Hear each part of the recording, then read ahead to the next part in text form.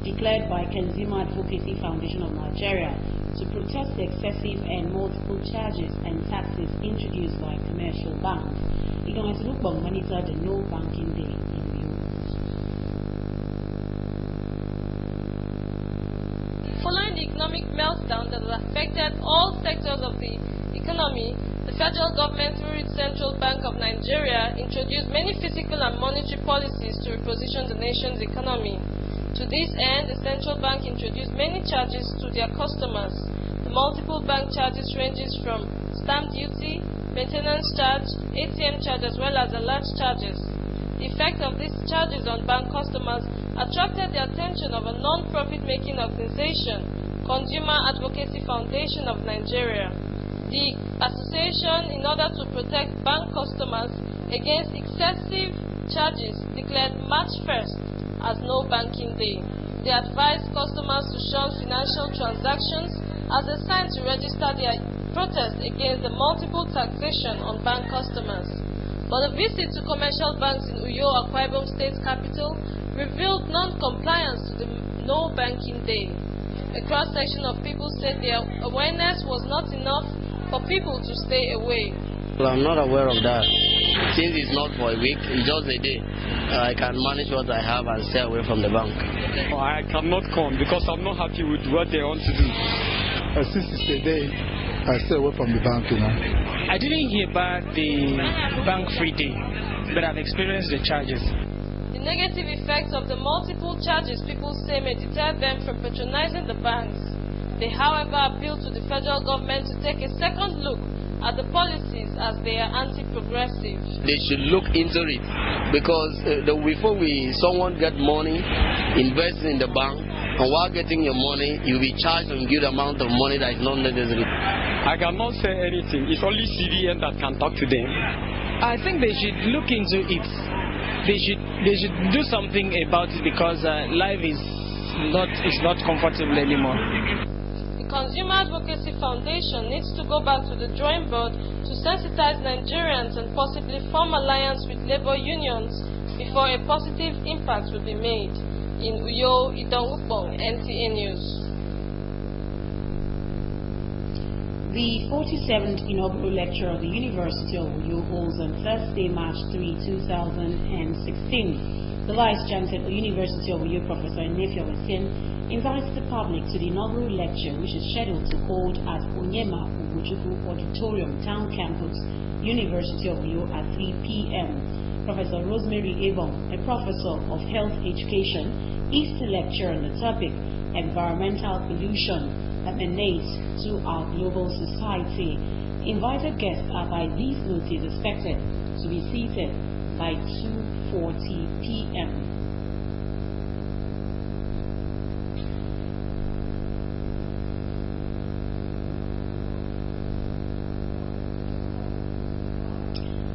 Just a quick reminder that for more news and other information, you can visit us on www.ntachannel12uyo.tv and like our Facebook page on NTA Channel 12 Uyo, and equally follow us on Twitter at NTA Channel 12. The Commissioner for Works, Akwa Ibom State, Akbarawa Ifreminyang, will be a guest on NTOU interview program Audacity of Truth today, Wednesday, March 2, 2016. The program, which comes up from 9 to 10 o'clock in the morning, will highlight several issues pertaining to roads infrastructure in the state and efforts of government at opening up and constructing roads across the local government areas of the state. It will also address ongoing demolition of illegal structures along major access roads as well as issues affecting compensation. The date again is today, Wednesday, March 2, 2016, and the time is 9 o'clock in the morning. Viewers will have the opportunity to participate through phone calls. Residents of Vincent Street and its environs have appealed to the Akwa Ibom State government to reconstruct or rehabilitate the road before the year's rainy season sets in. Wisdom Jacob, who just returned from the area, tells us more. Street is one of the link roads between Accra and Abak Road in Uyo metropolis. Over the years, the street has been under a deplorable condition with poor drainage system, which according to residents results to flooding during the rainy season, as well as creating breeding home for mosquitoes. The adjoining street, Ibesikbo Street, has been turned into a mechanic village, which according to residents provides cover for hoodlums. The rain, when it comes in, nobody participates. What I am asking now is for government to have a consideration to come and see the plight of the people that are living here. That this road is so bad, and this road is supposed not to be in the middle of the town. We have been suffering for a very long time now. I want the government to come and salvage this center. It's not unfortunate that and the rainy season is coming, so I'm now talking about trying to call the government of the day of Uganda to make sure they come into the kilometers all the roads. For about 20 or 30 years like this. So we want government to come in and also help us provide this road for us. They are passionately calling on the state government to come to their aid before rainy season sets in. In Uyo, Wisdom Jacob, NTA News. A one-day sensitization campaign on the need for conservation of endangered species of wildlife has been held, with a call on stakeholders to protect the red-capped manga bee monkeys from extinction. Correspondent Wisdom Jacob reports that organizers use the event to drum up support for the conservation program.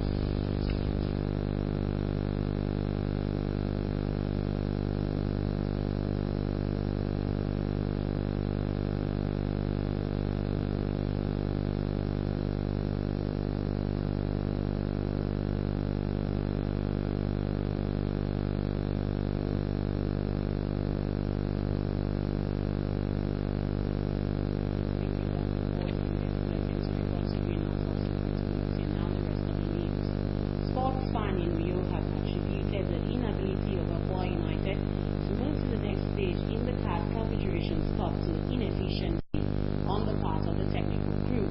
Jenny Basi reports on these and other sports stories.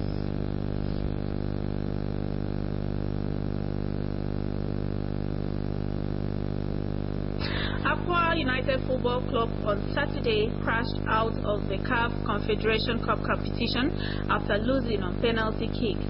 The hosts crashed out of the competition after losing 5-6 on penalty shootout in the return leg match against Congo played in Uyo. Akwa United, who had a 1-0 first leg advantage, however lost the return leg by the same scoreline. Some sports fans describe the loss as unfortunate despite their wonderful performance. You know that whatever has taken you to Congo to win, there's every tendency of the same best people to come, probably to score you first. When you play somebody first, and the understanding is there, they know your team, you now come back and do a lot of homework. I am particularly saddened. Number one, inefficiency of opportunity. And in football, there are three things: either you win, you lose, or you draw. And our boys did very, very well, but they could not, get it all correct. Others, while commending the team's performance in the past month, said there is still hope for the team. In reality, I would say Akwa United tried to best. They played minor, but unfortunately the day wasn't that day. Perhaps the God of Saka was not on their side. It's part of it. And the only thing is that we should forget about the past and forge ahead. We have the league, Qatar. We have Federation Cup that is coming up. We should concentrate. Chairman Aqua United Football Club of Uyo, Akbarawan Seube, apologized to the teaming fans on the performance of the team, adding that the boys will focus more on other Nigerian league matches that are yet to be played. I want to apologize to the teaming fans of Akwa and Nigeria for the disappointment, but also want them to take it as one of those things in a football career. You see, we went to Congo, we did our best, and we had an away win. There's always a first time. Meanwhile, former Super Eagles coach Sunday Olise has dragged the Nigerian Football Federation (NFF) to FIFA, alleging that the football body has breached the terms of contracts they signed last year by failing to pay his salaries and allowances as they went due. For sports updates, Jenny Bassi, NTA News. We go back to our earlier promoted story on wildlife, the one-day sensitization campaign on the need for conservation of endangered species of wildlife has been held, with a call on stakeholders to protect the red-capped mangabe monkeys from extinction. Respondent Wisdom Jacob reports that the organizers used the event to drum up support for the conservation program.